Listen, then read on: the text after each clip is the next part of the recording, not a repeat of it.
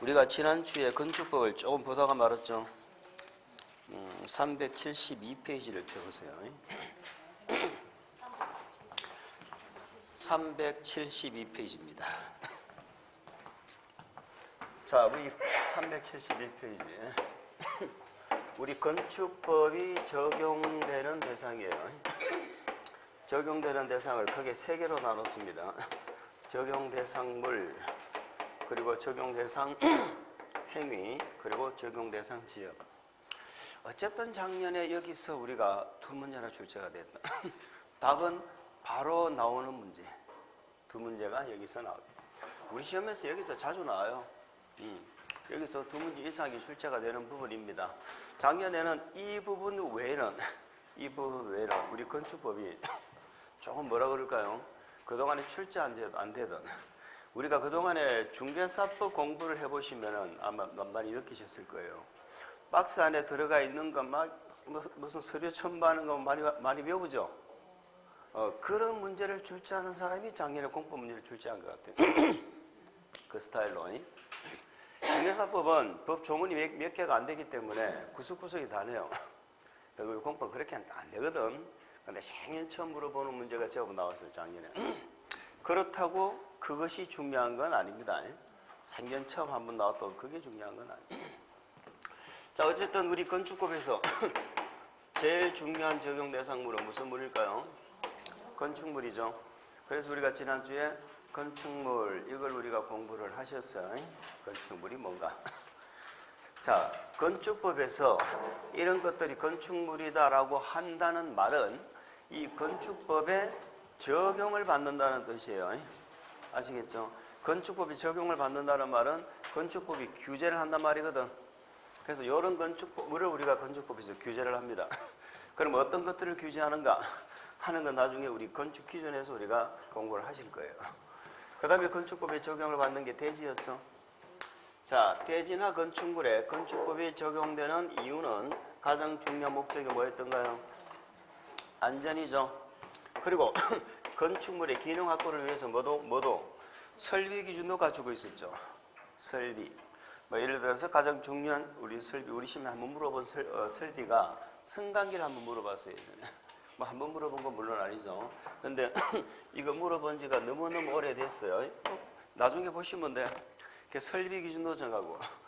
그 다음에 건축물은 아니지만은 몇 가지 공작물에 관해서도 우리 건축법이 적용을 했죠. 요 문제가 우리 시험에 생년 안 나오다가 최근에 들어서가 지금 2년 전에 나왔나요? 그리고 작년에, 3년 전하고 작년. 두 번 물어봐. 어쨌든 우리한테는 이런 거 물어보는 게 어때요? 고마운 일이죠. 이런 거 물어보면 고마운 일이죠. 누구나 맞출 수 있는 거니까. 어쨌든 작년은 문제 수준이 조금 떨어지게 출제가 됐어요. 자, 건축법이 적용되는 대상 행위입니다. 자, 건축법이 적용되는 대상 행위는 당연히 건축물을 뭐하는 행위? 건축하는 행위죠. 그리고 건축법만이 아니고 뭐하는 행위? 대수선, 용도 변경이죠. 자, 요 파트가 우리 시험에서 출제되지 않은 적이 거의 없는 파트예요. 적용 대상 행위. 그러면 작년에 한번 빠졌다고 이제 중요하지 않다 이런 말이 아니고 이게 중요한 것입니다. 자, 우리 372페이지에는 거기 맨 밑에 보시면요. 신고 대상 공작물이 나오죠. 그게 오른쪽 페이지 박스 안에 있는 그걸 물었다는 얘기예요. 자, 요거는 나중에 한 번만 외우면 다 외웁니다. 한 번만 외우면 다 외우는 거니까 지금 전혀 신경 쓰지 마시고, 제가 지난주에도 적어드렸지 싶은데 요 공작물은 딱 두 가지만 우리가 기억을 해주세요. 372페이지 한번 해봐요. 372. 맨 밑에 줄. 맨 밑에 줄 보면 맨 밑에 진짜로 맨 밑입니다. 건축법상 신고대상 공작물 돼 있죠? 요 공작물이라고요. 건축법에 적용받는 공작물. 그래서 건축법에 적용을 받는 공작물은 허가 대상이 있다 없다? 없다. 전부 뭐 하는 거다?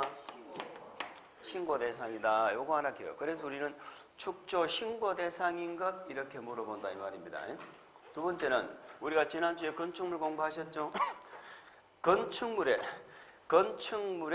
딸려있는 시설물 있죠? 건축물에 딸리는 대문이나 담장이나 이런 것들은 그 자체가 건축물이에요. 그러면 건축물에 딸려 있지 않고 건축물과 분리되어서 있는 담장 이런 것들은 뭘까요? 그냥 공작물이지.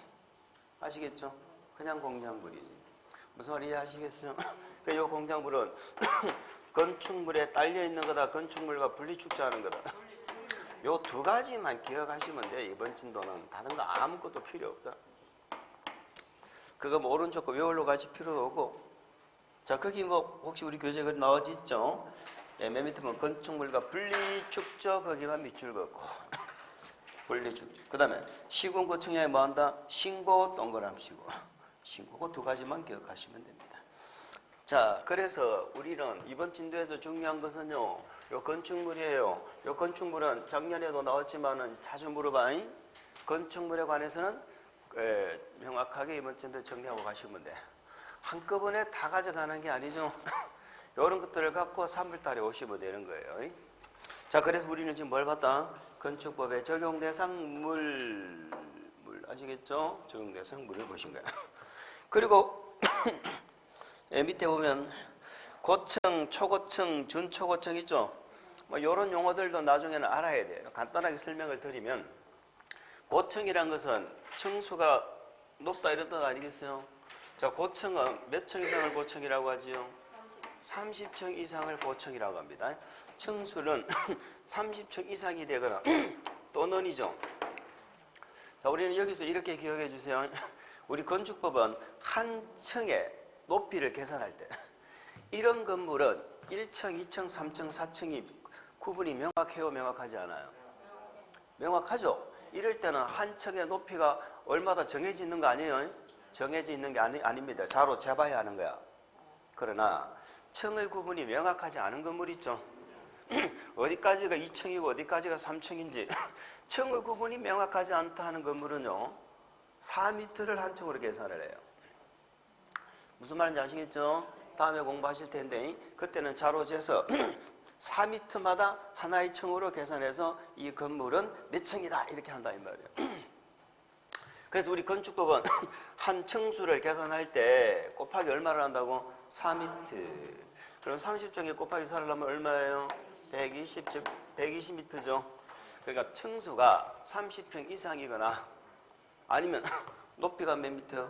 120m 이상이거나 이걸 우리는 고층이라고 얘기합니다. 자, 근데 고층은요, 고층은 크게 두 개로 나눠져요. 고층은 크게 두 개로 나눠진다. 아예 30층이 아니고 50층 이상이 되는 건축물. 50층 이상이 되는 건축물은 초고층 건축물이라고 부릅니다. 초고층. 몇 층 이상? 50층. 50층.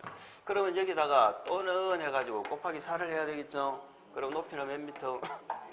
200m 이상 이런 건물을 우리는 초고층 건축물이다라고 불러요. 층수가 50층 이상이거나 층수는 50층이 안 돼도 높이가 200m 이상이거나 이걸 초고층 건축물이다. 그러면 이거 이상은 우리가 초고층 건축물이죠. 요거는 초고층 건축물이다 이렇게 부르고요.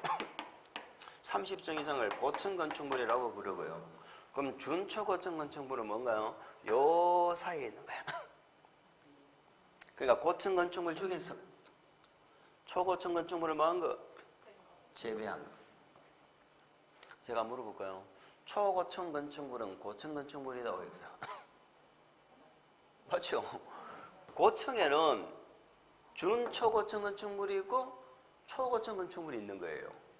이걸 준초고층 건축물, 초고층 건축물 합해서 우리는 뭐라 불러? 고층이라고 부르는 겁니다. 아시겠죠? 그렇게 해서 우리가 하나 참고하시기 바랍니다. 밑에 용어들 중요하진 않습니다. 넘어갑니다. 나머지 용어들은 다음에 보시면 되고요. 376페이지를 잠깐 한번 보세요. 376페이지를 보시면 14번에 주요 구조부란 말이 나와 있죠. 그 주요 구조부 그 정도는 또 반드시 또 알아야 돼요. 쉽게 말해서 건축물이 자빠지지 않고 서 있을 수 있는 중요한 구조부죠. 그러면 건축물을 받치는 중요한 구조부는 이렇게 수직으로 서 있는 게 몇 가지가 있을까? 건물을 보면서 대답하세요. 서 있는 게 몇 가지가 있어? 벽도 있고 기둥도 있고 또 뭐가 있어요? 없죠. 복도가 있어. 보? 보는 서 있는 거 아니에요? 자, 기둥이 이렇게 있지요. 이런 기둥, 주기둥 이런 것들이 주요 구조부입니다. 중간에 섞여 있는 사이 기둥은 주요 구조가 아니라고. 그러니까 힘을 받는 기둥. 이게 주요 구조부야. 이걸 주기둥이라고 그래. 이런 서 있는 건 기둥이 있고 또 뭐가 있어요? 벽이 있어, 벽이. 벽이 있겠죠. 제가 벽을 갖다가 그릴 수 있을지는 모르겠는데 이게 벽입니다. 그렇죠? 여기 돼. 그러면 이 벽도 조적벽 이런 거 말고 이 벽은 살짝 두드려 보세요. 이 벽 막은 거죠. 그럼 이런 벽은 주요 구조부도 아니다? 아니다 이런 얘기입니다. 내력벽. 내자가 인내한다 할 때 내자입니다. 내자. 네. 하중을 힘을 바치는 벽이야. 우리가 이렇게 인내는 쓰다 그러나 그 열매는 달다 이런 말 많이 하지요. 옛날에 많이 했잖아. 공부 못하는 애들이 책상에 딱 그런 거 적어놓고 이렇게 하다. 응? 공부 잘하는 사람은 안 적어놔도 알죠. 그 견딘다는 뜻이야. 하중을 바쳐가지고 이렇게 견디는 벽을 우리는 뭐라 한다? 내력벽. 그게 주요 구조부예요. 그죠? 그리고 이런 벽이나 기둥 이런 건 주요 구조부입니다. 이것 말고는 서 있는 게 있다 없다? 없다. 그러면 주요 구조부 중에 서 있는 거 몇 개 하면 2개라고 해야지. 그런데 3월달, 5월달 물어보면 틀림없이 또 3개라고 그래. 3개. 뭐 하게 돼 있어요. 그럼 뭐 서 있는 게 아무것도 없는데 화분밖에 없는데 맞죠? 자, 그러면 들어누워 있는 거. 들어누워 있는 게 여기 기둥 있죠. 기둥이 있고 요 뒤에도 기둥이 있겠죠. 요 뒤에도 기둥이 있을 거예요. 그러면 요 기둥과 기둥을 이렇게 잡아줘야 기둥이 안 넘어지죠. 그럼 뒤에 기둥도 또 이렇게 또 잡아주겠죠. 기둥과 기둥을 넘어지지 않게 위에서 이렇게 잡아주는 수평제. 이걸 우리는 보라고 합니다. 이것도 큰 보, 작은 보 말고 우리 대들보라고 그러죠. 대들보. 너는 우리 집에 대들보다 이런 얘기 들어봤어요? 그런 얘기 듣고 컸어요? 그럴 때 한 번씩은 다 해주는데 응? 그 대들보, 그 보. 이 보가 없으면요, 이 기둥, 이 집 자체가 무너져요. 보가 중요하다. 그럼 보는 수평제예요. 근데 보하고 보를 또 이렇게 또 잡아주는 수평제가 있겠죠. 요거는 작은 보입니다. 요 작은 보는 주요 구조부가 아니에요. 기둥과 기둥을 잡아주는 큰 보만 주요 구조부입니다. 그러면 들어 누워 있는 수평제가 있고 또 들어 누워 있는 게 있어. 지붕을 얹으려면은 지붕틀이 있죠. 지붕틀을 만들어야 될 거 아니에요. 지붕틀을 만들어야 또 거기에다 지붕을 올리지. 지붕틀. 우리끼리는 지금 대화가 되죠. 지붕틀. 우리는 잘못 발음하면 이렇게 돼요. 우리 경상도 사람들의 가장 큰 단점이 뭐예요? 이거하고 이게 구분이 안 가. 엄마라 그래. 엄마 이렇게 엄마 이렇게 합니다.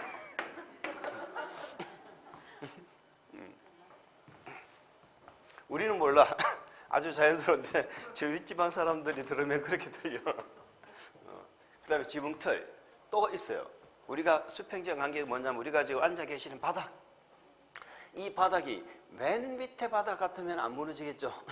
맨 밑에 바닥 같으면 무너지지 않는데 이게 맨 밑에 최하층 바닥이 아니라면은 이 바닥의 부실하면 또 건물이 무너져요. 아시겠죠? 그래서 우리는 수평재는 바닥, 보, 지붕틀 이렇게 해가지고 3개입니다. 그래서 자, 주요 구조부는 내력벽, 기둥 2개를 가로로 묶어보세요. 내력벽, 기둥 요거는 서 있는 거죠. 바닥, 보, 지붕틀 3개를 가로로 묶어보세요. 바닥, 보, 지붕틀 3개를 가로로 묶어봅니다. 그래서 그걸 바보지라고 합니다. 바보지. 수평재는 바보지죠. 그 다음에 주계단입니다. 주계단. 자, 우리 건축법의 가장 중요한 첫 번째 목적이 안전이라고 했죠.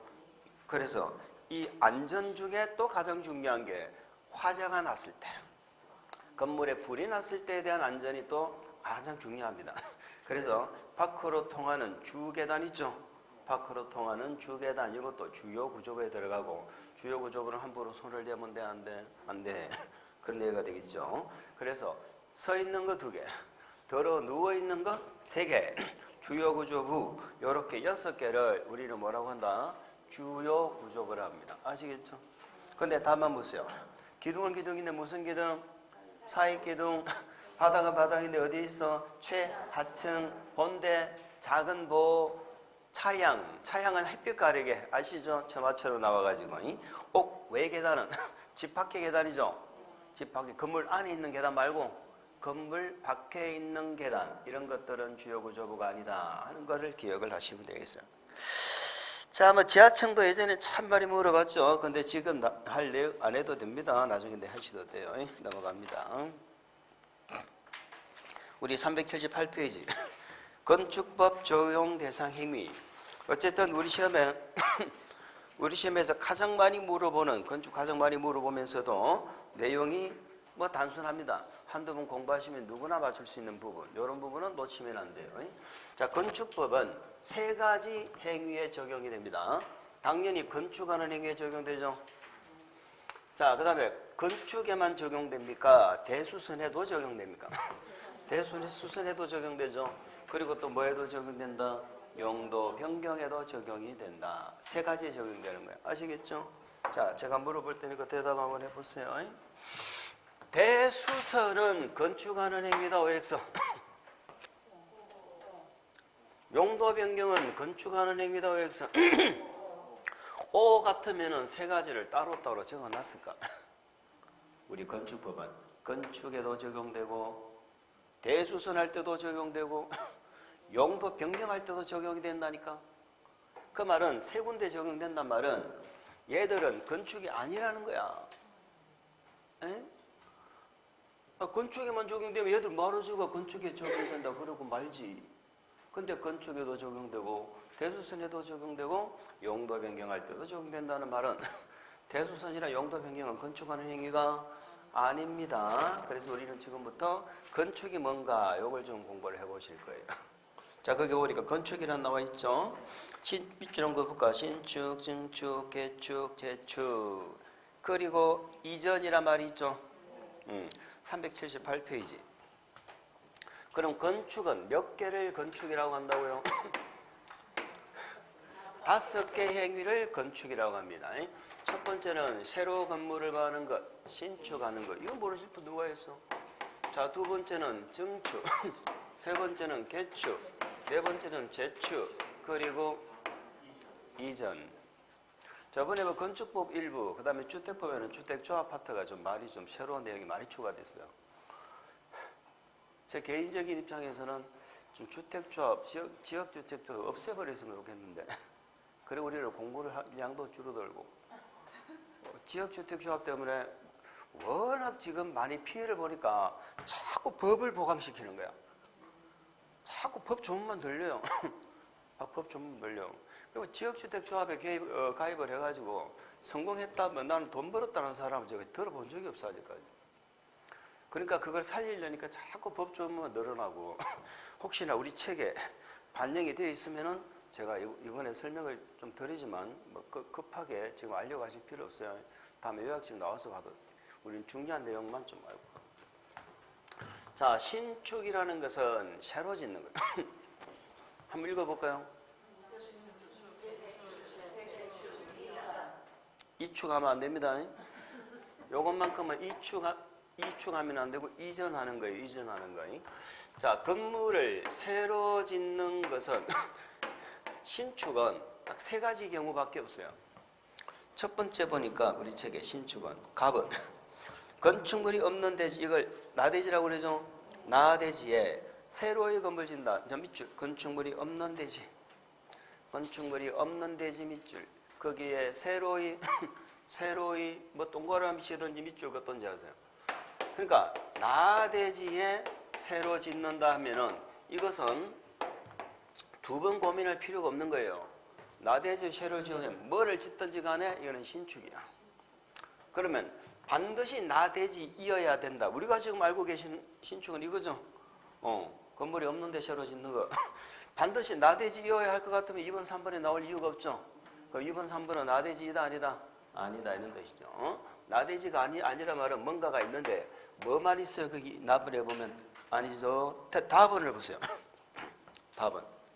답번을 보시면 밑줄 부속 건축물만 있는 대지 돼 있죠. 부속 동그라미 부속 건축물만 있는 대지에 또 새로이 밑줄 주된 건축물을 축죠.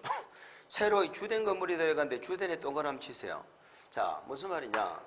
부속 건축물만 있어요. 부속만 있어야 돼. 주된 건축물 있으면 안 돼. 부속 건축물이 먼저는 안 봤지만 앞에서 안 봤지만 대충 느낌은 오죠. 농업인 주택이 있으면은 농사 짓는데 필요한 창고를 만든다. 이런 것들은 부속 건축물이야. 자, 그러면 부속 건축물만 있는데 여기에 새로 건축물이 새로운이 아니고 주된 건축물이 새로 들어가는 거야. 요거는 신축이다 이 말이야. 신축. 자, 그럼 거꾸로 해볼까? 주된 건물이 이미 있었어요. 거기에 부속 건물이 들어가요. 이는 신축이다 아니다? 아니에요. 부속만 있어야 돼. 부속 건축물만 있는데 주된 건축물이 들어가면 신축이고, 세 번째는 나번에 보세요. 뭐 순수만 다르네. 기존 건축물에 전부가 되어 있죠. 전부가 철거 또는 밑줄 전부가 철거 또는 멸실됐습니다. 전부 동그라미 치세요. 전부가 철거 또는 멸실된 되지. 거기에 두 번째 새로의 건축물을 자 밑줄 기존보다 더 크게 축조한다. 기존보다 더 크게 그게 동그라미 치세요. 자, 그럼 무슨 말이냐? 부속만 있는데 주된 게 들어간 게 신축이라면 만약에 기존에 주된 건물이 이미 있으면 신축이 될 수 없다라는 얘기죠. 그러니까 기존 건축물이 있다면은 철거를 해야 된다는 거야. 철거를. 아니면 뭐가 되든지 멸실이 되든지. 아시겠죠? 그래서 기존에 있는 건축물을 철거를 하고 멸실이 돼도 괜찮아요. 철거를 하고 멸실을 시키고 다시 짓는 거예요. 무슨 소리? 다시 짓는 거예요. 다시 짓는데 조건이 있어요. 종전보다 더 크게. 종전보다 더 크게. 이걸 우리는 종전 규모를 뭐 한다고요? 초과한다 이렇게 표현합니다. 종전 규모를 초과해서 짓는다 이러면 신축이에요. 그런데 앞에 우리 책 앞에 뭐라고 적어놨어? 전부를 철거해야 한다고 돼 있죠. 자, 물론 이 전부란 말이 중요해요. 초과란 말이 중요해요. 이 두 가지가 중요해. 근데 문제는 뭐냐? 우리 시험에 나올 때는 전부란 말이 안 나와. 그냥 기존 건축물을 뭐 했다고 나온다? 철거. 종전보다 더 크게 지었다. 기존 건축물이 멸실 이렇게 나와. 자, 무슨 말이냐? 일부를 철거를 했어요. 건물을 일부를 철거하고 건물을 더 크게 지었죠. 이는 좀 있으면 증축, 더 크게 지었다. 증축이라고 하는 거예요. 근데 전부를 다 기초까지 다 드러내버리고 기초까지 싹 다 드러내버리고 새로 건을 짓는 거야. 근데 종전보다 더 크게 지었어. 그럼 신축이 되는 거야. 그런데 일부를 철거했다는 말이 없으면 전부 철거한 거예요. 아시겠어요? 그러니까 그냥 건축물을 철거했어요 이렇게 나오면 전부 철거입니다. 일부 철거란 말이 없으면 전부 철거니까 시험에서는 전부란 말이 안 나와도 그렇게 이해를 하자. 자, 신축은 요 세 가지 경우 말고는 없어요. 자, 그 다음에 이제 증축이죠. 그러면 증축이 되려면은 요 세 개 중에 한 개가 나오면 돼야 안 돼요? 안 되지. 세 개 중에 한 개가 나와버리면 신축이 되어버려. 그러니까 절대로 나대지에 새로 짓는다 이런 말이 나오면 안 돼. 증축, 개축, 재축 이전은 기존에 건물이 다 있다 없다? 이제는 다 있는 거예요. 있는 상태에서 뭔가를 더 키운다. 이게 증축이죠. 종전보다 뭔가를 더 키워. 이게 증축이야. 그러면 건물이 더 커지는 방법이요. 크게 두 가지죠. 옆으로 커지는 방법. 증축 맞죠? 위로 커지는 것도 증축 맞죠? 그게 증축이에요. 그럼 우리 이렇게 그냥 기억해 버리세요. 증축은 커지는 것인데 옆으로 커지는 건 면적이 커진다고 생각하시면 돼. 면적이 커지는 거죠.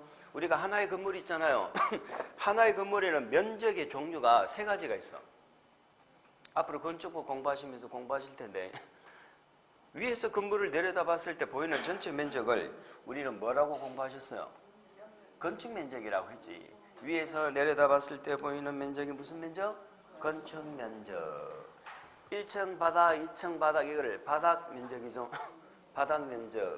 1층 바닥, 2층 바닥을 바닥 면적을 합한 걸 연면적이라고 얘기하잖아. 연면적. 하나의 건축물에는 면적의 종류가 몇 개가 있어요? 3개가. 그러면 3개 중에 면적이 어느 면적이 하나 커지면 무조건 뭐다? 증축이야. 그래서 만약에 건축 면적이 증가했다. 증축이 아니에요. 증축이지. 연면적이 증가했다. 증축이 아니에요. 증축이지. 자, 우리 교재 보시면 증축하면은 기존 건축물이 있는 대지에서 건축물의 건축 면적, 연면적 가로 묶으세요. 건축 면적, 연면적. 요거는 옆으로 커지는 거죠. 또 청소 또는 높이 가로 묶으세요. 청소 또는 높이. 요거는 위로 커진다고 생각하세요. 요것을 뭐 하는 것? 늘리는 늘리는 것. 늘리는 것. 이걸 우리는 증축이라고 합니다. 그런데 조금 이상하네. 방금 하나의 건축물에는 면적이 3개라고 했는데 건축 면적, 연면적만 나와 있고 무슨 면적이 안 보여? 바닥 면적이 안 보이네. 그럼 바닥 면적이 커지는 건 증축이다 아니다? 당연히 증축이지요. 왜? 바닥 면적이 커지면 뭐가 커져? 연면적이 커지는 거야. 그러면 연면적이라는 말 속에는 바닥 면적이 들어있는 거예요. 그렇기 때문에 이걸 안 적은 것뿐이지. 바닥 면적이 늘어나면은 자동 연면적 늘어나는 거잖아요. 그래서 우리는 그냥 면적이 늘어나면 다 뭐다? 증축이다. 높이나 층수가 늘어난다. 이것도 뭐다? 증축이다. 근데 말이죠. 이 건물이 한 층짜리 건물이에요. 1층짜리 건물 높이가 되게 높아요. 요걸 막아서 사실상 2개 층으로 만들었어. 자, 바닥 면적, 연면적이 늘어났다, 안 늘어났다? 늘어났잖아. 바닥이 늘어났잖아. 청소 늘어났어요, 안 늘어났어? 청소 늘어났잖아. 2층으로 늘어났잖아. 이것도 증축이다, 아니다? 증축입니다. 그러니까 외관상 볼 때는 커졌어요, 안 커졌어요? 안 커졌잖아. 이걸 내부 증축이다, 이렇게.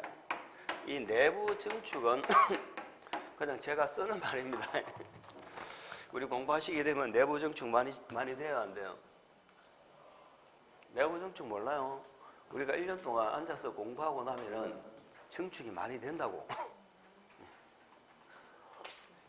뭔 소리인지 못 알아듣고 있다, 지금. 그래가 막 걱정을 하죠. 거울을 보면서 막 증축이 되잖아. 내 얼굴을 보면. 그래서 참 운동하고 막, 그죠? 뛰고 또 다이어트 한다는 말이에요. 그런데 외관상 볼 때는 어떻게 한다고요? 공부한다고 스트레스를 받으면 살이 안 쪄. 거울을 보니까 얼굴이 헬스케. 그런데 저울에 올라가면 몸무게가 늘었어. 이걸 우리는 뭐라고 한다? 내부 증축이다. 뭐 저울이 고장난 거 아닌가 하면서 막 그렇게 하잖아요. 그걸 내부 증축이라고 하는 거야. 어쨌든 증축은 뭐든지 커지면 뭐다? 증축. 이런 것만 공부하면 얼마나 좋겠어. 그죠? 이런 것만 공부하면. 커지면 증축이야. 그럼 보세요. 여기 건물이 있어. 건물이 있는데 여기에 담장을 사, 담장을. 담장. 건축물에 딸려있는 시설물. 이것도 뭐다? 건축물이야. 이 대문을 만들어, 대문을. 이것도 뭐예요? 건축물이야. 그래서 우리 판례는 건축물이 있는 대지에 건축물에 딸려있는 대문이나 담장을 설치하는 행위도 증축에 해당한다. 아시겠죠? 이것도 증축이다. 커지면 증축이야, 커지면. 자, 이거 증축일 거 아니까.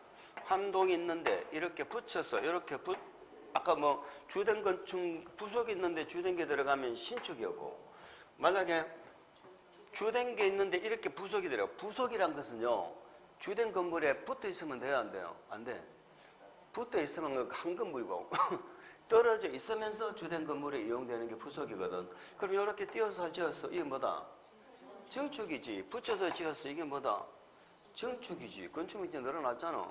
하여튼 뭔가가 더 들어가서 옆으로나 위로나 커지면은 무조건 뭐다? 증축. 그렇게 보시면 돼요. 거기 보면은 가번에 기존 건축물의 일부가 요 일부 가번은 위에 1번 신축의 나번하고 비교하시라는 거죠. 나번하고 일부가 철거 멸실되고 더 크게 지으면 증축이고 건축물의 높이는 변동 없이 층수만 증가돼도 증축이고 맞죠? 기존 건축물이 있는 대지에서 별도의 건축물을 지어도 아니면 붙여서 지어도 아무 상관없다. 무조건 증축이 되겠습니다. 증축은 우리 지금 자주 물어봤어요. 자, 개축 봅니다. 자, 개축과 재축은 그럼 무슨 말이 나오면은 절대로 안 돼? 뭔가가 더 커진다는 말이 나오면 안 되겠죠? 더 커져버리면 뭐가 되니까? 증축이 되니까. 그래서 개축과 재축은 더 커진다는 말이 나오면 안 돼. 그래서 개축과 재축의 공통점이 뭡니까 그러면 종전규모 안에서 종전규모 범위 안에서 짓는 걸 우리는 개축, 재축 이렇게 구분을 하거든요. 그런데 개축과 재축은 차이점은 뭐냐면 개축부터 봅니다. 기존 건축물의 전부 또는 일부, 전부든 일부든 관계없어요. 전부 또는 일부를 밑줄 한번 볼까? 전부 또는 일부. 괄호는 다음에 보시기로 하고 오른쪽 페이지 괄호 밖에 전부 또는 일부를 오른쪽 페이지에 괄호 밖에 철거를 했죠. 철거 동그라미 철거가 중요한 거야. 기존 건축물의 전부나 일부를 철거하고 거대지 밑줄 종전과 같은 규모 범위에서 밑줄 종전과 같은 규모 범위에서 결론적으로 더 크게 짓지 마라. 종용과 같은 규모 범위 안에서 지어라. 종용 규모와 같게 짓거나 아니면 뭐하거나 더 작게 짓거나 아시겠죠? 이게 개축이에요. 그런데 원인이 뭐라고? 전부나 일부를 뭐 했어요? 철거한 거죠. 그러면 멸실은 멸실이 아니고 밑에 재축을 보죠. 재축은 볼까요? 건축물이 천재지변이나 저지변이나 글자가 안 읽어지네. 그 밖의 재해로 멸실된 경우 멸실 동그라미 여기는 천재지변 재해 등으로 멸실이 중요합니다. 그 대지에 다음의 요건 밑줄 다음의 요건을 모두 갖추어 다시 축조했다. 다음의 요건을 모두 갖추어라. 자, 개축과 재축은 과거에는 말이죠. 공통점이 종용규모를 초과하지 말아라. 원인은 멸실이고 개축은 원인이 뭐고? 철거고. 요거 두 개가 개축과 재축의 결정적인 차이거든. 철거라는 것은 의도적으로 한 거잖아요. 의도적으로 하는 건 철거고 내 의지와 관계없이 천재지변이 있거나 아니면 불이 났거나 멸실이 되어버렸죠. 해가지고 어쩔 수 없이 다시 하는 게 이게 재축이에요. 그래서 개축과 재축의 차이는 철거냐 멸실이냐인데 개축은 종용규모 안에서 짓는 게 개축인데 재축도 과거에는 그렇게 했어요. 종용규모 안에서 지으라고 했거든. 그런데 지금 얘는 뭐라고 되어 있어요? 다음에 요건을 모두 충족해라 되어 있죠. 그 다음에 요건 모두가 몇 개입니까? 가, 나 두 개예요. 가, 나 두 개를 갖춰야 돼. 가, 나 두 개를 갖춰야 되는 거야. 가번도 갖추고 나번도 갖춰야 되는 거야. 그럼 가번은 밑줄 연면적 합계죠. 연면적 합계는 종용규모 이하로 한다. 연면적 합계 밑줄 긋고 가번에 밑줄 긋고 연면적 합계를 동그라미를 치세요. 자, 요것이 개정되고 아직까지 이것을 물어보지는 않았는데 틀림없이 물어봅니다. 무슨 말이냐면요. 면적이 커지면 무조건 증축입니다. 이 건물을 다시 재축 멸실돼 가지고 다시 진다 하더라도 이런 바닥이 더 많이 생기죠. 그럼 무조건 증축이 되어버려. 그러니까 연면적 합계가 뭐냐면요. 자, 우리가 연면적을 뭐라고 공부하셨어? 하나의 건물에서 각 층의 바닥 면적 합한 걸 우리는 바닥 면적의 합계를 연면적이라 불렀죠. 그러면 연면적 합계라는 것은 건물이 한 동이 아니고 두 동 이상 있을 수 있다는 거거든. 그럼 여기도 연면적이 있잖아요. 이걸 합한 걸 연면적 합계라고 하는 거야. 연면적 합계. 그러면 연면적 합계라는 말 속에는 연면적도 들어있고 이 건물에 연면적이 더 늘어나. 그럼 연면적 합계 늘어나 안 늘어나? 늘어나죠. 연면적 합계란 말에는 바닥 면적도 포함되는 거예요. 그러니까 하나의 건축물에는 면적 종류가 3개가 있는데 연면적 하면 그 속에 뭐가 포함된 거야? 바닥 면적이 포함된 거예요. 연면적 합계해버리면 연면적, 바닥 면적을 다 포함하는 거야. 그러니까 이게 늘어나든 연면적이 늘어나든 무조건 연면적 합계 늘어나는 거야. 그러니까 무슨 말인지 모르겠으면 무조건 면적이 늘어나면 무조건 증축이다 이렇게 보시면 돼. 그 얘기를 연면적 합계는 반드시 뭐가 돼야 된다? 종전규모 이하가 돼야 된다 이 말이에요. 그러니까 연면적 합계는 종전규모 이하가 돼야 된다 이 말이죠. 연면적 합계는 종전규모 이하. 자, 그런데 면적은 커지면 안 되는데 답은 동수, 층수, 높이 밑줄 한번 볼까요? 동수, 층수, 높이. 높이는 다음에 어느 하나죠? 다음에 어느 하나죠? 어느 하나라면은 기역, 니은 쪽에 한 개에만 해당이 되면 됩니다. 그러니까 기역은 뭔가요? 동수, 층수, 높이가 모두 종전규모다 이하다. 그러면 커진 게 있다 없다? 커진 게 하나도 없죠? 그러면 종전규모 이하로 지었으니까 무조건 재축이야. 근데 문제는 연면적 합계는 더 커지면 안 돼. 그러나 동수는 커질 수 있다는 얘기 아니에요? 자, 예를 들어서 이만한 규모의 건축물이 재해로 멸실이 되어졌어요. 요 건물이 멸실이 되어지고 이렇게 지을 수 있다 없다? 있다는 거야. 동수 늘어났잖아. 연면적 합계 범위 안에서. 그럼 연면적이라고 안 하고 연면적 합계라고 한 건 이 건물이 두 동, 세 동으로 나누어 지어질 수 있기 때문에 연면적 합계다 이렇게 표현을 한 거예요. 그 다음에 또 이 건물을 이렇게 지을 수 있을까 없을까?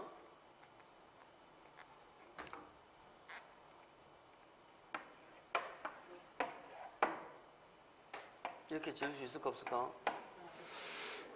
있다 이 말이에요. 높이가 커졌죠? 그런데 바닥 면적 합계, 연면적은 종전 그대로잖아. 연면적은 이 종전 그대로이기 때문에 상관없어. 높이. 또 층수도 더 커질 수 있다는 거예요. 층수가 커지려면은 바닥 면적이 똑같은 면적으로 올라가면 층수가 커질 수 없죠. 이렇게 해서 줄이면서 위로 층수를 함께 늘릴 수가 있는 거야. 그래서 연면적 합계는 반드시 종전규모 이하가 돼야 되겠지만 동수나 층수나 높이죠. 동수나 층수나 높이는 어느 하나입니다. 세 개 중에 두 가지가 한꺼번에 커질 수는 없어요. 세 개 중에 어느 하나. 세 개 중에 어느 하나는 종전규모를 말할 수 있다. 표기할 수 있다 이 말이에요. 그래서 개축은 절대로 종전규모를 커지면 안 돼요. 뭐든지 한 개라도 커지면 증축이 되어버려요. 철거하고 할 때는 근데 멸실되고 재축할 때는 종전규모를 초과하는 것이 있을 수가 있네. 동수, 층수, 높이 중 어느 하나 그런 얘기입니다. 연면적 합계는 절대 커지면 안 돼요. 물론 커지려고 할 때는 동수, 층수, 높이가 건축 법령 등에 모두 뭐 해야 된다? 적합해야 된다. 그런 뜻이야. 자, 그런데 이전 나오죠. 건축물의 주요 구조물을 해체하지 않고, 자, 밑줄. 주요 구조물을 해체하지 아니하고, 요게 첫 번째 조건입니다. 주요 구조. 두 번째, 같은 대지에 다른 위치로 옮기는 건 밑줄. 조건이 두 개네. 같은 동그라미. 자, 뭐 우리 시험에 그 이전을 물어보는 건 딱 두 가지 형태죠. 같은 대지를 다른 대지로 바꾸는 거. 주요 구조물을 해체하고 이렇게 바꾸는 거. 두 가지밖에 없어요. 자, 아까 주요 구조물을 보셨죠? 주요 구조부 서 있는 거 몇 개? 두 개. 기둥하고 뭐하고? 내력벽이죠. 내력벽. 벽이죠. 들어누워 있는 거 몇 개? 세 개 가보지. 그 다음에 주계단 있죠? 주계단. 이런 주요 구조물을 해체하면 된다, 안 된다? 안 된다. 그걸 해체해버리면 철거가 되어버리는 거야. 철거하고 다시 지으니까 요거는 다른 자리로 위치를 옮겼다고 그랬죠. 만약에 대지가 또 우리 집을, 우리 아파트를 생각하면은 좀 곤란할 수 있어. 큰 아파트 단지 안에도 목조 건물이 있을 수 있죠. 큰 아파트 단지 안에 정자 같은 거 이런 거 있을 수 있잖아. 여기 보면 연못도 있고, 연못도 있고. 그러다 보니까 잘 그렸다, 그죠? 그러면 이 목적 건축물을 다른 위치로 옮길 수 있다, 없다? 있어. 이게 이전이야. 같은 대지 안에서 옮겨야 돼. 같은 대지 안에서. 그런데 주요 구조부를 해체를 하고 만약에 옮겼다 그러면 옮겼다는 건 더 크게 지었어요. 같은 규모로 지었어. 같은 규모로 지었다는 얘기죠. 같은 규모로 지어 그리고 철거하고 같은 규모로 지었기 때문에 이게 뭐가 되는 거예요? 개축이 되어버리는 거예요. 그러니까 주요 구조부를 해체하지 아니하고 그것도 같은 대지로 가야 됩니다. 만약에 다른 대지로 가면 어떻게 돼요? 봅시다. 이게 다른 대지로 와버렸어. 그럼 여기는 무슨 일이 벌어졌죠? 여기 무슨 일이 벌어진 거야? 건축물이 없어졌잖아. 철거지. 건축물 철거가 이루어졌고 여기는 무슨 일이 벌어졌어요? 그렇죠. 여기 이제 신축. 나대지에 얘가 들어왔으면 신축이고 이미 주된 건물이 있는데 뭔가 들어왔다면 증축이 되는 거예요. 그럼 이건 뭘까? 주된 건물이 있는데 주된 건물이 또 들어와. 주된 건물이 있는데 그러니까 주택이 있는데 옆에 주택을 한 동을 더 지어. 뭐야 이거? 증축이에요. 아까 신축은 부속 건축물만 있는데 주택이 들어갈 때 신축이라고 했거든. 부속 건축물만 있는데. 그래서 우리는 건축은 몇 가지예요? 5가지가 있습니다. 5가지가 있어. 그 다음에 넘겨보실까요? 넘겨보시면 대수선이 나와. 대수선, 그 다음에 용도 변경 되게 중요한데 말이죠. 자, 대수선을 간단하게 말씀드릴게요. 크게 수선한다, 작게 수선한다. 크게 수선한다 이런 얘기입니다. 작년까지는 9개를 규정을 두고 있더니 미관지구를 없애면서 경관지구로 바꿀 줄 알았더니 그걸 삭제를 시켜버리고 지금 현재는 대수선은 8개가 있습니다. 자, 대수선의 정의 개념을 그 내용은 못 외우셔도 개념을 좀 요번 진도에서 좀 꼭 이해를 하고 갑시다.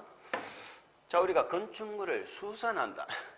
건축물을 우리가 실무에서는 수리한다 이렇게 표현하잖아. 수리한다 표현하는데 건축물을 수선하는 건 크게 3단계로 구분을 합니다. 조금만 수선하면은 소수선이고요. 많이 수선을 하면은 요게 대수선이 되는 거예요. 근데 수선하는 정도가 아니고 너무 많이 뜯어 고쳐버리면 요거는 아예 건축하는 행위에 들어가 버립니다. 너무 많이 뜯어 고쳐버리면 수선 정도가 아니고 건축에 들어가 버려. 건축은 방금 신축, 증축, 개축, 재축, 이전이었죠. 그런데 신축은 새로 짓는 거죠. 뜯어 고치는 개념이 아니죠. 이전도 뜯어 고치는 개념이 아니죠. 그래서 2개를 빼고 나면 뭐가 나와? 증축. 그러니까 너무 많이 수선해버리면 증축이나 개축, 재축이 되어버려. 조금만 하면 소수선이야. 그러면 우리가 대수선이 뭐예요? 라고 이렇게 물어봐. 대수선이 뭐냐 물어보면 소수선이 아니면서 동시에 뭐도 아닌 거, 증축, 개축, 재축이 아닌 거, 이걸 우리는 대수선이라고 부릅니다. 아시겠죠? 그래서 소수선이 아닌 것, 이 범위를 뭘로 정하느냐 하면은 이 범위를 대통령령으로 정해요. 그래서 우리 시험에 이렇게 물어봤습니다. 아주 오래전 문제이긴 하지만 대수선은 대통령령으로 정하는 것에 한한다. 여기서 대통령령으로 정하는 것만 대수선이다. 맞죠? 대통령령이 없는 건 대수선이 아니에요. 그런데 대통령령으로 정한다고 전부 대수선은 아니죠. 왜? 요걸 넘어가 버리면은 건축하는 증축, 개축, 재축이 되어버리잖아. 그렇기 때문에 조건이 하나 더 붙어. 대통령령으로 정하는 것으로서 뭐에 해당되면 안 돼? 증축, 개축, 재축에는 해당되면 안 되는 것. 요 2가지 요건을 갖추어야 대수선이 되겠습니다. 그래서 이번 진도는 요 대수선의 개념을 정확하게 이해를 하시고, 두 번째는 뭐냐 하면 우리 시험 문제가 결국 그 박스 안에 8개 있죠. 그게 대통령령으로 정하는 거야. 그런데 그게 대수선인데 거기 뒤에다가 뭐를 갖다 붙여버려? 증축, 개축, 재축 아까 공부하신 거 있죠? 그런 말들을 집어넣어버려. 그러면 대수선이 된다 안 된다? 안 된다. 그렇게 문제를 물어봅니다. 자, 대수선이란 건축물의 기둥부, 내력벽, 주계단 등의 구조. 가로 한번 묶어볼까요? 건축물의 기둥부, 내력벽, 주계단 등의 구조. 주계단 등의 구조. 그 다음에 두 번째, 외부 형태에 관한 묶어보세요. 외부 형태. 그 외부 형태에 관한 것이 대통령령에 있었는데 지금은 이제 없어졌어요. 그럼 실질적으로 우리 대수선의 대상은 주요 구조부 등 앞에 괄호에다가 적으세요. 앞에 괄호로 문건데 주요 구조부 등 이렇게 적어봐. 주요 구조부 등. 아까 주요 구조부 공부하셨죠? 주요 구조부 등. 주요 구조부 등의 구조나 주요 구조부 등이라는 얘기는 주요 구조부만 말한다. 주요 구조부가 아닌 것도 있다. 아닌 것도 있죠. 주요 구조부 등이나 외부 형태. 그러니까 대수선의 대상이 두 개입니다. 일단 법률에서는 건축법에서는 두 개야. 요거를 뭐 하는 거다? 수선, 변경, 증설하는 것 이렇게 돼 있죠. 밑줄. 그걸 수선, 변경, 증설하는 것인데 우리 책은 것으로서 대통령령으로 정하는 밑줄 대통령령으로 정하는 다음의 것인데요. 정축, 개축, 재축에 해당하지 아니하는 걸 말한다 돼 있죠. 본래 우리 법조문은 정축, 개축, 재축에 해당하지 아니하는 것 요 말이 앞에 수선, 변경, 증설하는 것 그 옆에 괄호로 들어가 있는 내용입니다. 근데 우리 책은 그걸 뒤로 빼서 지금 적어 놓은 거예요. 그럼 우리는 어쨌든 두 가지 기억하면 되죠. 대통령령으로 정하는 것인데 뭐에 해당하면 안 돼? 정축, 개축, 재축에 해당하지 않아야 된다. 그러면 대통령령으로 정하는 게 몇 개가 있다? 그 8개 우리가 앞으로 기억하시는 거다. 이런 얘기. 8개를 앞으로 기억을 하시는 것이다. 시간이 없으니까 보고 좀 쉬도록 하겠습니다. 자, 거기 보면 1번에 내력벽 나오죠? 내력벽을 괄호로 묶어보세요. 내력벽. 자, 그 다음에 5번에 방화벽을 괄호로 묶어보세요. 또 방화 북구역을 위한 바닥 또는 벽 있죠? 또 괄호를 한 번 더 묶어보세요. 어쨌든 방화죠. 방화는 화재를 예방한다 이런 뜻이잖아요. 자, 그 다음에 또 뭐가 나오느냐. 마지막 8번. 8번에 건축물의 외벽 나오죠? 외벽을 괄호로 묶어보세요. 내벽 하면 안 돼. 외벽. 자, 그러면 우리가 대수선이 8개가 있는데 그 중에 벽이 지금 몇 개 나왔나요? 4개 나왔나요? 4개 나왔죠? 벽이 지금 4개가 나와서 요 벽 4개를 먼저 잡아야 돼. 첫 번째는 무슨 벽이에요? 하중을 받치는 이 내력벽은 주요 구조부 맞죠? 내력벽은 주요 구조부 맞습니다. 그 다음에 또 5번에 방화벽이죠. 방화벽. 방화구역을 위한 바닥벽이죠.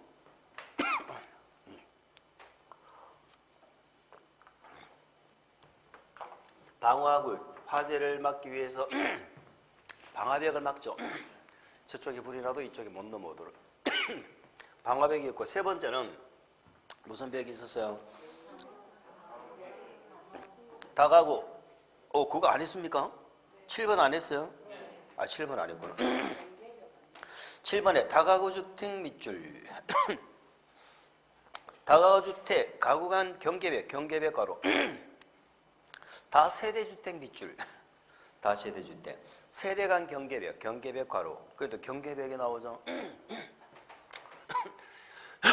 이 경계벽은 다가구, 다세대주택의 경계벽이라는 것을 기억을 하세요.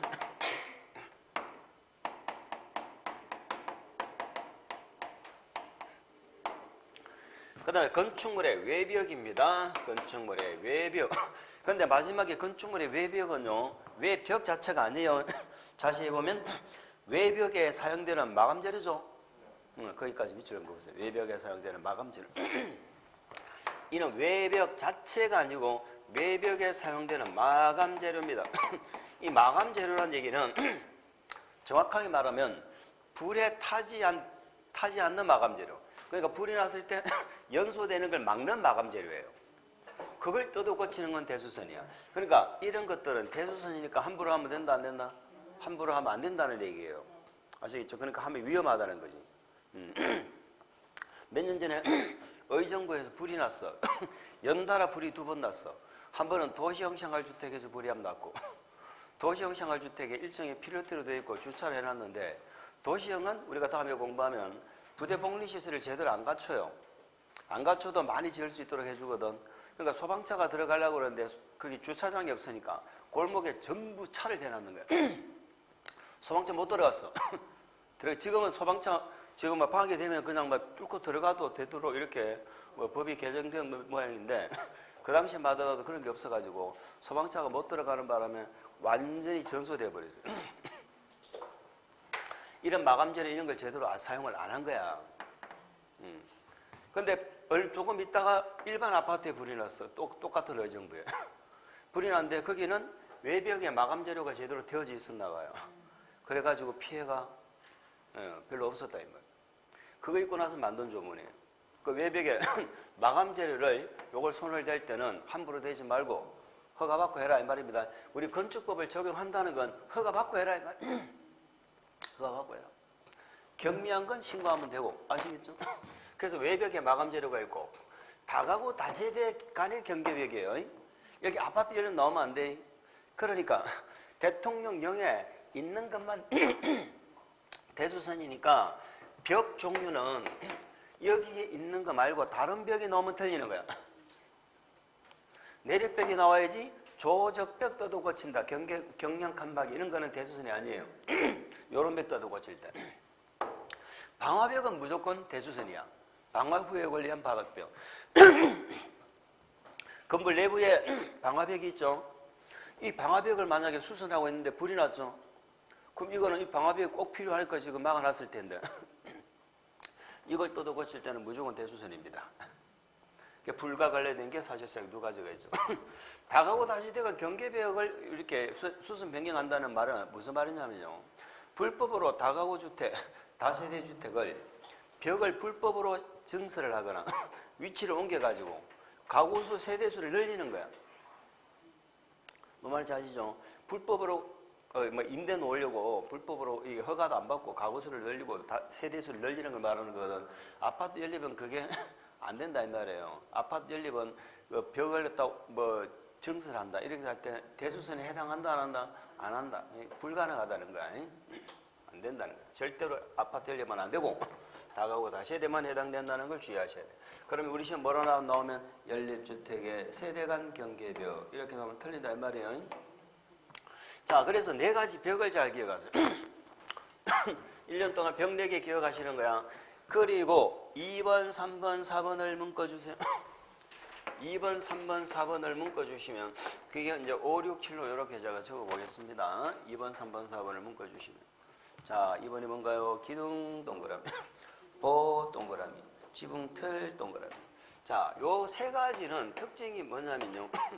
기둥, 보, 지붕틀 전부 주요 구조부도 아니다. 주요 구조부예요, 아니에요? 맞죠? 이 주요 구조부잖아. 기둥은 서 있는 거, 드러누워 있는 보, 지붕틀 다 주요 구조부예요. 그런데 주요 구조부 중에 전부 수평제죠. 수평제. 드러누워 있는 주요 구조부가 몇 개가 있다? 죄송합니다. 드러누워 있는 게 아니고 생긴 꼬라지가 어떻게 생겼어? 길다랗게 생겼잖아. 기둥, 아까 보가 뭔지 아시죠? 보, 지붕틀 해가지고 전부, 요거는 널찍한 벽이고, 요거는 길다랗게 생긴 주요구조. 요것도 전부 대수선입니다. 기둥포, 지붕틀. 근데 한옥에 석가래는 재배한다 돼 있죠? 한옥에 지붕틀 범위 안에서 석가래는 지붕틀 범위에 넣는다, 안 넣는다? 안 넣는다, 석가래. 요즘에 하도 우리 시험에 이런 괄호를 자주 물어봐. 괄호, 단서 조항. 예전에는 보지도 않았던 그런 내용들을 우리 시험에 자주 물어보기 때문에 이제 공부하면은 나중에 이제 명확하게 다 봐야 돼. 자, 이렇게 해서 몇 개가 나왔어요? 7개가 나왔죠? 7개잖아. 그럼 한 개만 더 하면 8개네? 그래서 벽 4개, 길다란 거 3개 이렇게 잡고 나머지 한 개가 뭐가 몇 번이 있습니까? 계단이 있네. 6번. 주계단, 피난계단, 특별 피난계단 3개를 가로로 묶으세요. 주계단, 피난계단, 특별 피난계단. 주계단, 피난계단, 특별 피난계단.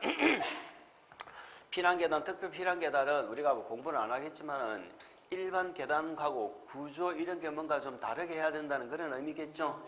그렇게 한다는 거예요. 주계단, 피난계단. 그러면 칠판 보시면서 대답하세요. 왜 계단을 뜯어 고치는 건 대수선이다, 아니다? 아니다. 여기 없으면 안 돼. 주계단, 피난계단, 특별피난계단. 지붕을 뜯어 고치는 거다. 지붕틀이다. 지붕틀이죠. 작은 볼을 수선합니다. 아니죠. 여기 없는 건 안 된다. 자, 건축물의 내부에 있는 마감재. 아니죠. 외벽의 마감재. 이렇게 해가지고 대통령령으로 정하는 것만 이렇게 기억하시면 돼요. 일단 여기까지 기억하면은 무조건 대성공이고, 우리 대통령령에는 이걸 또 두 개로 나눠놨어요. 두 개로 나눠놨는데 이걸 아예 새로 증설, 새로 하나 더 만들거나 해체, 없애버리거나 아니면 단순히 수습만 하거나 변경하는 이 두 가지로 이렇게 구분을 해놨어요. 이렇게 구분해가지고 기억하고 이렇게 구분해놨는데, 자, 여기서는 우리가 앞으로 뭐만 기억하시면 되느냐. 증설 해체한다면요 무조건 대수선이야. 뭔가를 더 만들고 아니면 없애버리고 하는 건 무조건 대수선에 들어갑니다. 그러니까 내력벽을 증설하거나 해체한다 무조건 대수선이죠. 방화벽, 다가오다 세대 전부 대수선이야. 기둥보, 지붕털 전부 대수선이야. 계단도 마찬가지예요. 계단도. 그런데 문제는 수선 변경에서는 단순히 수선하거나 변경만 할 때는 말이죠. 변경만 할 때는 숫자가 나오는 게 있어요. 숫자가 내력벽하고 외벽의 마감재는 숫자가 나와. 그러니까 이 면적이 얼마 이상일 때 30제곱미터 이상이 되어야지만이 대수선이에요. 내력벽은. 하중을 받는 벽은 이게 하중을 받는 게 목적이죠. 그러면 조금 여기다가 드릴로 구멍 조금 하나 뚫었어. 그거 가지고 하중 받는데 큰 문제가 없다는 거야. 그러니까 벽 면적이 얼마가 돼야 돼? 30제곱미터 이상일 때만 대수선이다. 그러나 방화벽이나 다가구 다시대간 경계벽, 요거는 숫자 관계없어. 아까 방화벽 말씀드렸죠? 무조건 대수선이고, 다가구 다시대 경계벽을 뭐 수선하든지 뭐 하든지 하는 이런 부분들은 무조건 대수선입니다. 다가구 다시대 벽 위치를 옮긴다. 이것도 변경이거든. 자, 그럼 숫자 넣는 거 두 개 주의하세요. 외벽의 마감재도 얼마 이상일 때? 30제곱미터 이상일 때만 대수선이다. 숫자 나오는 거 두 개 주의하셔야 돼요. 그래서 최근에 어르신 물어봤네. 2년 전인가? 내력벽을 수선하더라도 그 면적이 30제곱미터 미만인 경우는 대수선에 해당하지 않는다. 맞죠? 30제곱미터 두 개 기억하시면 돼요. 그리고 기둥보 지붕틀은 3개 이상이 3개 이상. 요거는 기둥을 3개 이상 이런 뜻입니다. 볼을 3개 이상, 지붕 틀을 3개 이상 수선 변경하는 것. 이게 대수선이에요. 이게 대수선이야. 그러니까 길다랗게 생긴 주요 구조물은 무조건 수선 변경은 3개 이상을 해야 되고, 벽은 내력벽하고 외벽의 마감재는 30제곱미터 이상이 돼야 되고, 나머지는 숫자에 관계없어. 숫자가 얼마가 되고 관계가 없는 거예요. 대수선이 되는 거야. 자, 계단 당연히 숫자 안 나오겠죠? 주계단, 피난계단도 증설, 해체, 수선, 변경 모두 뭐다? 대수선입니다. 이해하시겠죠? 그 박스 보고 그렇게 읽어보시면 돼요. 자, 5분 쉬었다가 가겠습니다.